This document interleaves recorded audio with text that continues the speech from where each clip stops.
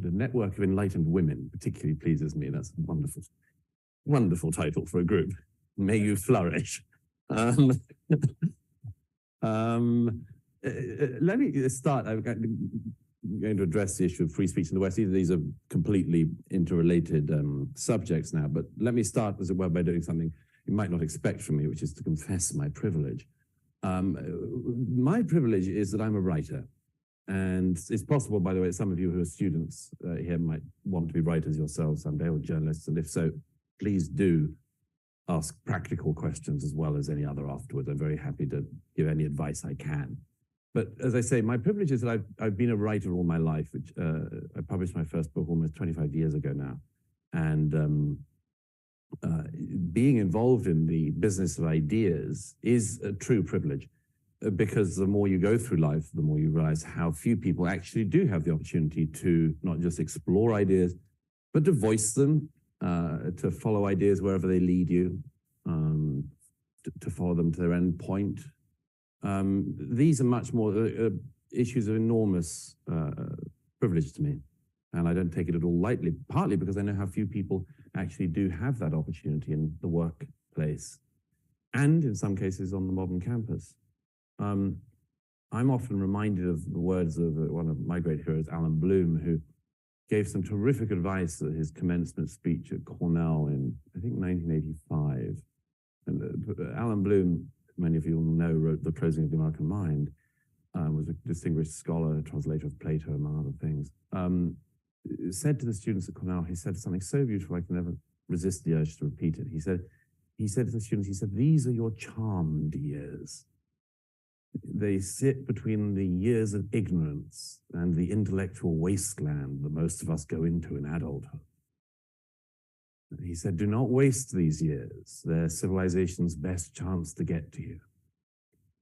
It's a beautiful sentiment, and I think an entirely true one. Many people find that actually after university, they don't have the opportunity to explore ideas, to read, to debate, to discuss. But that is one of the things that I think that the university is meant to do, is meant to encourage.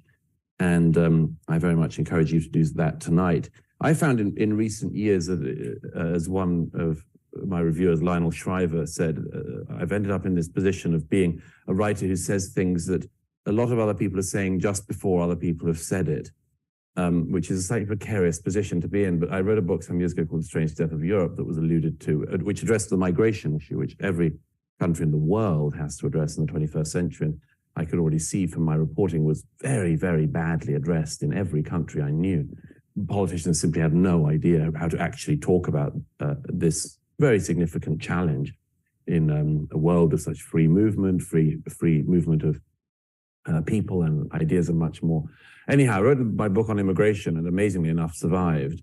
And I said to my publisher, he said, well, what do you want to do next? And I said, well, what I really want to do is to write about all of the most taboo things in one book. And it sort of slightly bristle, but I did that with my book, Madness of Crowds. And I was telling a student yesterday that when it came out, I went back to my own university, Oxford, for an event, and my student interviewer said, I'd like to start, Mr. Murray, by just reading out the contents page of your latest book. And sure, he read about it. I think he did chapter 1, gay, chapter 2, women, chapter 3, race, chapter 4, trans.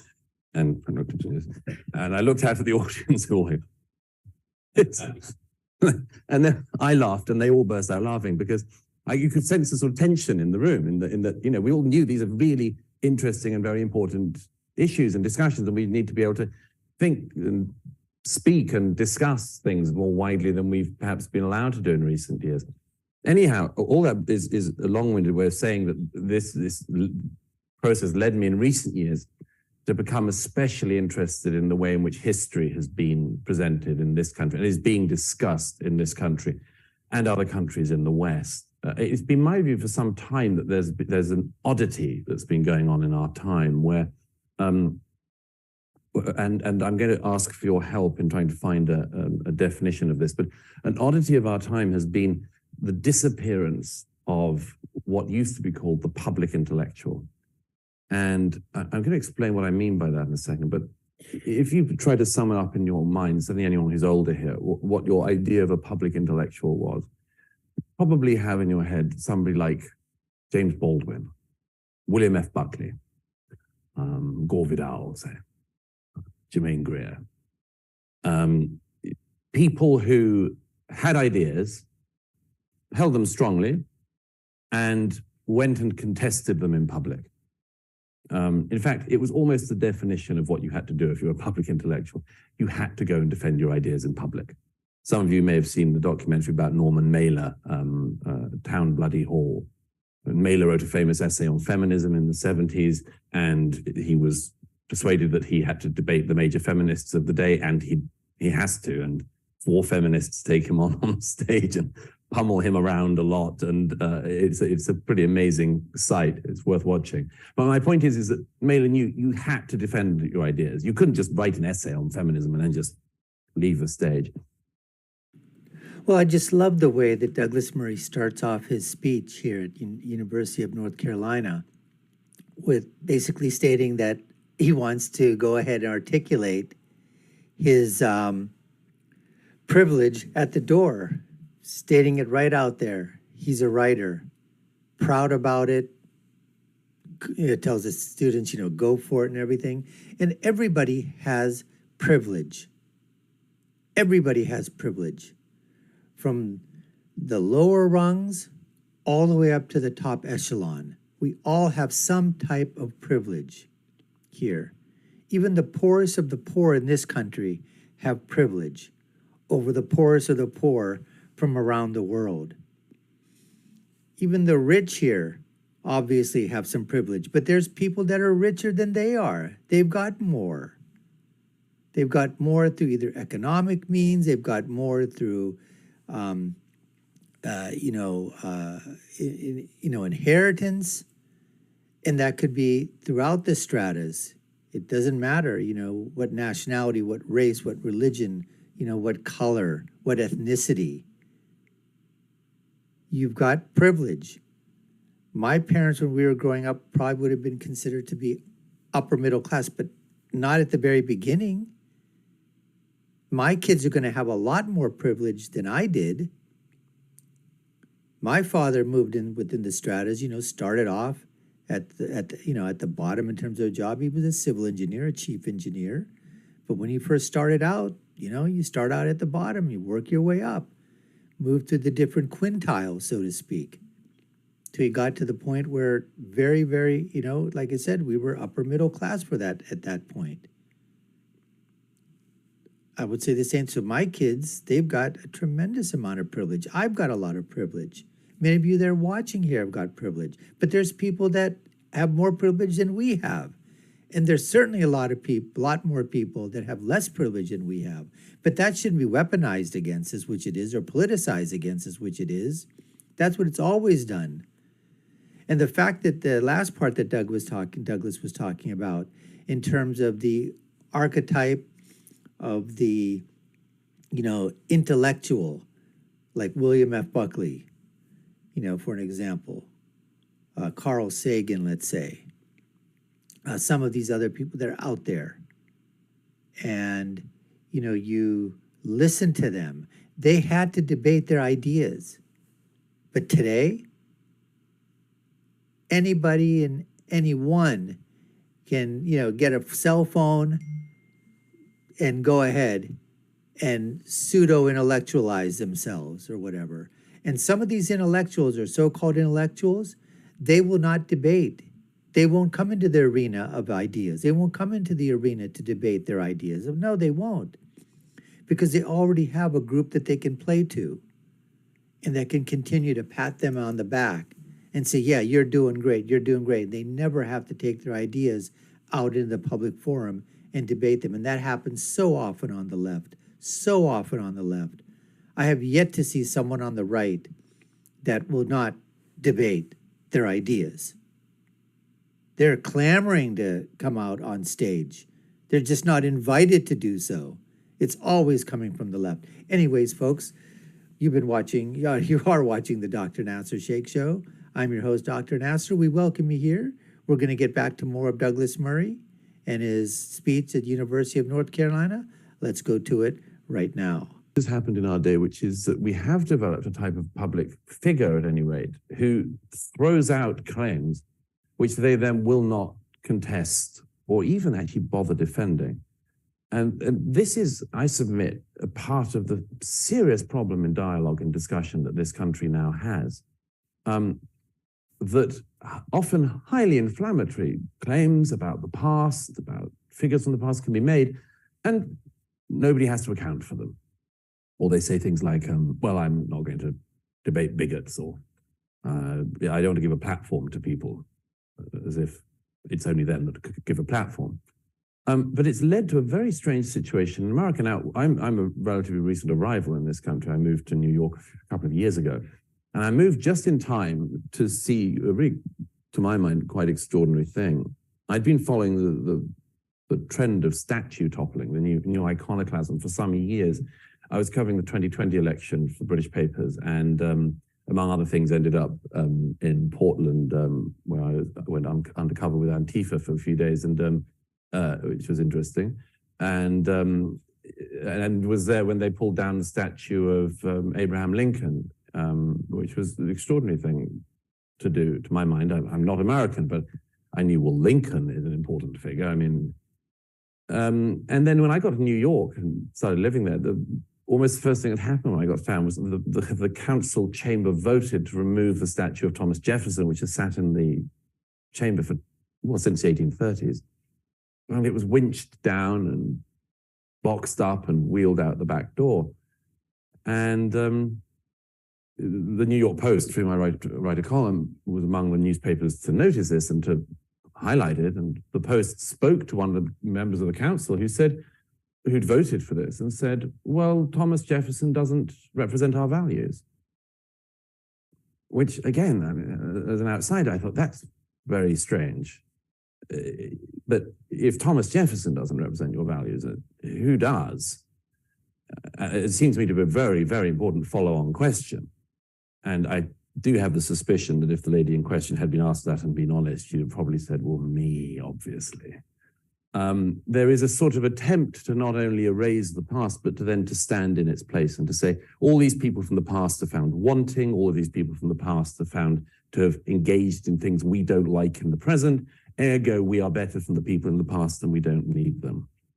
And there is a list now so long of the figures who've been historically sort of cancelled that I recently started a series called Uncancelled History, you can see online, where I interviewed leading American historians on major figures who have been badly misrepresented in recent years. The one that's been most on my mind this week is Thomas Jefferson. I interviewed the great Jefferson scholar, Jean Yarborough. And it was a terrific session because, of course, she talked about the flaws of Thomas Jefferson, who wants to ignore that, but also the greatness of Jefferson, and also, crucially, the misrepresentation of Jefferson, something I'll come on to. But I submit that a culture which, first of all, allows extraordinary claims to go uncontested, and secondly, is seeing every major figure from the American past pulled down from their plinth, sometimes quite literally, is a culture that's going to be in some serious trouble. Now, I said that I was going to get specific, and let me do so, because I said I want to help to try to find whatever it is that is the opposite of a public intellectual. The person who, as I say, throws out a claim and then doesn't bother to defend it.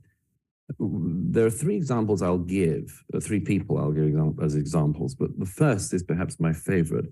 I discovered while I was speaking yesterday that Robin DiAngelo had spoken at the university last year, and so I was especially interested to know what she said. Robin DiAngelo is the author of a book called White Fragility that was sold by the hundreds of thousands.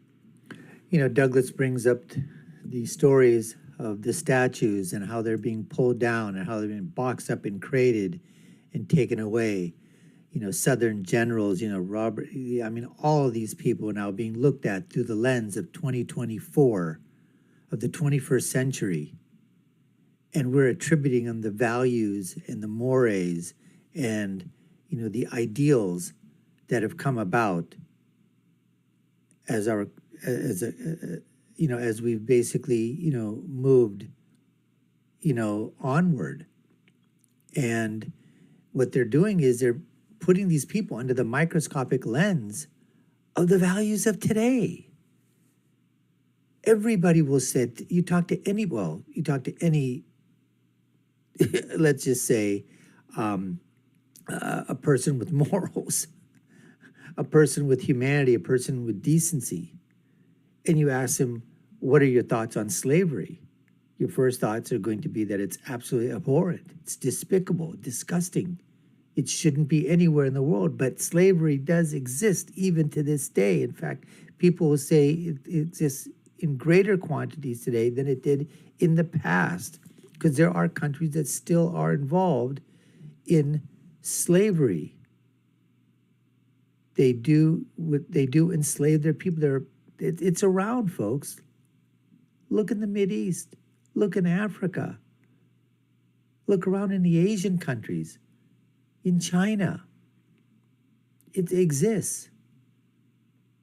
But the fact is that they weaponize. They weaponize the word. And they obviously, now, of course, the founding fathers, Jefferson and others, they were slave owners. And they had but that was nobody at that time thought, or they had their reservations, but nobody at that time articulated basically saying that this was absolutely 100% wrong. This is what people were doing in the Americas. They were doing it in Western democracies. They were doing it in Europe. Now, yes, England stopped it, one of the first nations to stop it. But the fact of the matter is, to go back and say that, these people were bad because of what they were doing at that time, which was part of what was happening around the world, around the globe. And you can say to yourself, didn't they know that it was wrong? You're trying to ask questions. What do you think is going to happen in the future when decades from now, centuries from now, people look back on this era and go, didn't they know what they were doing was wrong? Didn't they know that? Well, with that, folks, we appreciate you taking the time to watch this portion of this speech by Douglas Murray. You've been watching the Dr. Nasir Shaikh Show. I've been your host. My name is Dr. Nasir. If you haven't done so already, subscribe to the channel if you like our content. Like, share, and follow. You all know what to do. Take a look at our video links above and below. My final thought, as always, when you're right, you're right. And when you're left, you're wrong. Until next time, folks, take care and stay safe.